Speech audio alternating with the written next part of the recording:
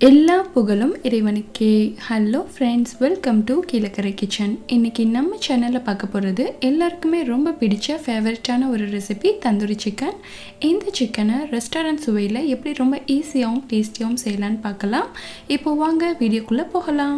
First இதை ready பண்ணுறதுக்கு ஒரு மிக்சிங் பவுல் எடுத்துக்கலாம். இதில் 1.5 கிலோ க்ளீன் பண்ணி எடுத்து வச்சுருக்கிற சிக்கனை சேர்த்துக்கிறேன். சிக்கனை நான் மஞ்சத்தூள் போட்டு தான் க்ளீன் பண்ணி எடுத்திருக்கேன். அடுத்ததாக இதில் 3 டேபிள் ஸ்பூன் லெமன் ஜூஸ், அப்புறமா 3 டீஸ்பூன் இஞ்சி பூண்டு பேஸ்ட், இது கூட தேவையான அளவு சால்ட் சேர்த்து எல்லாத்தையும் நல்லா மிக்ஸ் பண்ணி விட்டுக்கோங்க.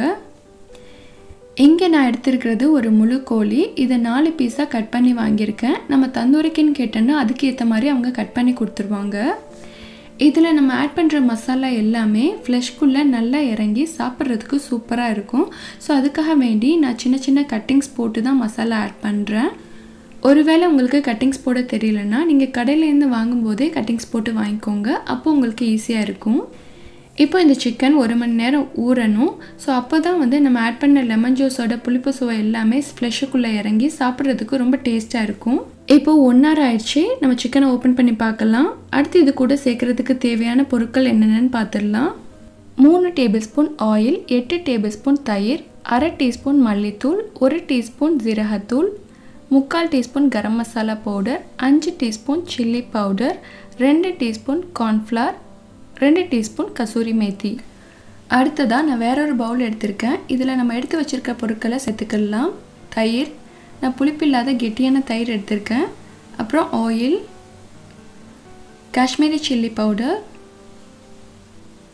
கரம் மசாலா பவுடர், மல்லித்தூள், ஜீரகத்தூள், கார்ன்ஃப்ளவர், அப்புறம் அந்த மசாலாவுக்கு தேவையான அளவு சால்ட், கசூரி மேத்தி எடுத்திருக்கேன்.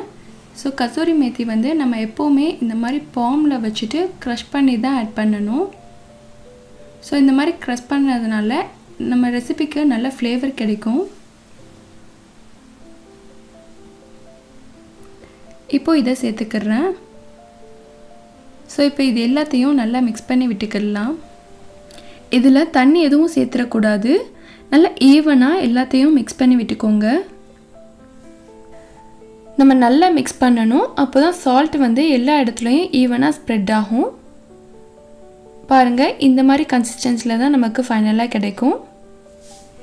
இப்போது நம்ம first time ginger garlic paste, lemon ஜூஸ்லாம் போட்டு மேரினேட் பண்ணி வச்ச சிக்கனை நல்லா பெரட்டி விட்டுக்கலாம்.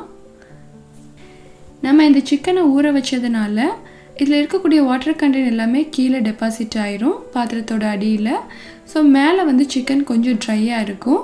ஸோ நம்ம மசாலா ஆட் பண்ணுறதுக்கு முன்னாடி மேலேருந்து கீழே வரைக்கும் 2-3 தடவை நல்லா பெரட்டி விட்டுக்கோங்க. இப்போ சிக்கன் எல்லா சைடுமே நல்லா ஒரே மாதிரி ஈவனாக இருக்கும். அடுத்ததாக நம்ம ரெடி பண்ணி வச்சுருக்கிற மசாலா பேஸ்ட்டில் இந்த சிக்கனை ஒன்றா சேர்த்து நல்லா பெரட்டி எடுத்துக்கலாம். நம்ம ரெடி பண்ண மசாலா பேஸ்ட் ரொம்ப தண்ணியாக இல்லாத மாதிரி பார்த்துக்கோங்க. ஸோ தண்ணியாக இருந்துச்சுன்னா சிக்கனில் மசாலா ஒட்டாது. இப்போ நம்ம போட்ட கட்டிங்ஸ்லேயும் மசாலாவை அப்ளை பண்ணிக்கலாம்.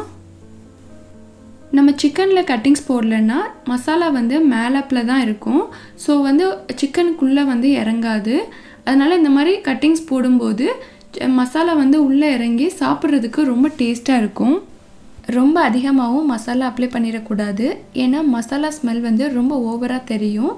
அது அந்த அளவுக்கு நல்லா இருக்காது. இதே போல் நம்மள்ட்ட இருக்கக்கூடிய மற்ற சிக்கன் பீசஸ்லையும் மசாலா அப்ளை பண்ணிக்கலாம். நம்ம இதில் சேர்த்துருக்கிறது காஷ்மீரி சில்லி பவுடர். ஸோ இதில் கலர் நல்லா கிடைக்கும். ஸோ அதனால் நம்ம அடிஷ்னலாக கலர் சேர்க்கணுன்னு அவசியம் இல்லை. இப்போது இந்த சிக்கனை நம்ம செகண்ட் டைம் மேரினேட் பண்ணிடலாம். இது 4 to 5 hours நல்லா ஊறணும். இப்போது 5 hours ஆயிடுச்சு. இதை நம்ம எடுத்து கிரில் பண்ணிடலாம். சின்ன சின்ன மரக்கட்டைகளை யூஸ் பண்ணி நான் நெருப்பு மூட்டியிருக்கேன். இது ஆஃப் ஆனதுக்கப்புறம் நம்ம செய்ய ஆரம்பிச்சிடலாம். கிரில் நெட்டை வச்சு தான் இன்றைக்கி நான் தந்தூரி சிக்கன் செய்ய போகிறேன். ஸோ என்கிட்ட கிரில் ஸ்டவ் கிடையாது. ஸோ இதை தான் நம்ம இன்றைக்கி யூஸ் பண்ண போகிறோம். இந்த அடுப்பு நாமளே மேனுவலாக செங்கக்கல்லை வச்சு செஞ்சது. இப்போது சிக்கனை 2 நெட்டுக்கு நடுவில் வச்சுட்டு நல்லா அழுத்தி ப்ரெஸ் பண்ணி க்ளோஸ் பண்ணிடுங்க. இப்போது இது தணல்லையே இருந்து குக் ஆகட்டும். இதுக்கு ரொம்ப தீ எரியக்கூடாது. தீ கங்குலேருந்து வரக்கூடிய அந்த ஹீட்லேயே இது நல்லா குக் ஆகிடும். இது ஒரு சைடு குக் ஆனதுக்கப்புறம் அடுத்த சைடு திருப்பி விட்டுக்கலாம். இதை கிரில் ஸ்டவ் தான் யூஸ் பண்ணி செய்யணும்னு கிடையாது. ஓப்பன் பிளேசஸில் மண் உள்ள இடமா இருந்துச்சுன்னா நாமளே செங்கக்கல்லை வச்சு இந்த மாதிரி ரெடி பண்ணிக்கலாம். இதே போல் டெரஸ்லையும் யூஸ் பண்ணிக்கலாம். இந்த கிரில் நெட்டு வந்து நான் வெளியில் தான் பர்ச்சேஸ் பண்ணேன் 450 ருபீஸ்க்கு. அமேசானில் இதை விட கம்மியான ரேஞ்சுக்கெலாம் கிடைக்கிது.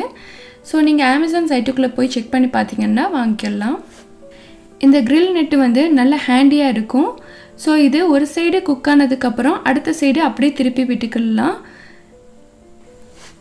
இப்போது சிக்கன் வந்து 2 சைடுமே நல்லா குக் ஆயிடுச்சு. இதை நம்ம எடுத்துடலாம். இது செம்ம வாசனையாக இருக்குது. பார்க்குறதுக்கு நல்ல கலர்ஃபுல்லாக இருக்குது. இந்த தந்தூரி சிக்கனை சாப்பிட்றதுக்கு ரெஸ்டாரண்ட் தான் போகணும்னு கிடையாது. ஸோ அதே டேஸ்ட்டில் நாமளே வீட்டில் ரெடி பண்ணியாச்சு.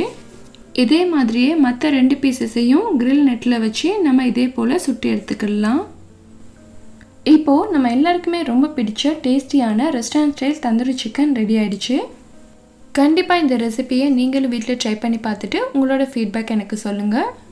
இந்த தந்தூரி சிக்கனுக்கு பெஸ்ட்டு காம்பினேஷனாக நான் 3 டிப்ஸ் ரெடி பண்ணியிருக்கேன். அது எப்படி செய்யணும்னு சொல்லிட்டு நம்ம அடுத்த வீடியோவில் பார்க்கலாம். இந்த வீடியோ பிடிச்சிருந்தா please like, comment, share and subscribe my channel. Thank you.